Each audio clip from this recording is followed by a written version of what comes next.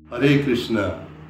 शास्त्रात असं सांगितलेलं आहे, रथेच वा मनम दृष्ट्वा पुनर्जन्म न विद्यते.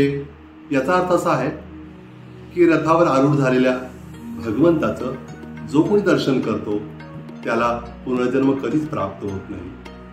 आणि लातूरकरांना अशी सुवर्ण संधी देण्यासाठी आंतरराष्ट्रीय कृष्ण भावनामृत संघ इस्कॉन जगन्नाधाम यांच्या वतीनं येत्या 10 जुलै रोजी विशेष भव्य आणि दिव्य अशा जगन्नाथ रथयात्रेचं आयोजन करण्यात आलेलं आहे.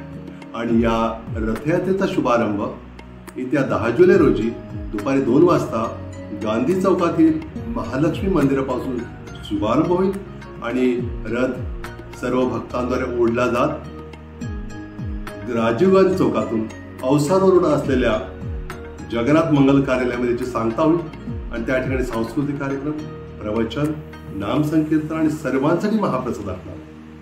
आणि जेव्हा रथ निघेल रथाच्या मार्गावर पूर्णपणे नेहमीच सतत रथ तर ओढत असेल, सगळेजण दर्शन तर होत राहील आणि सतत नाम संकीर्तनाचा गजर चालू असणार आहे.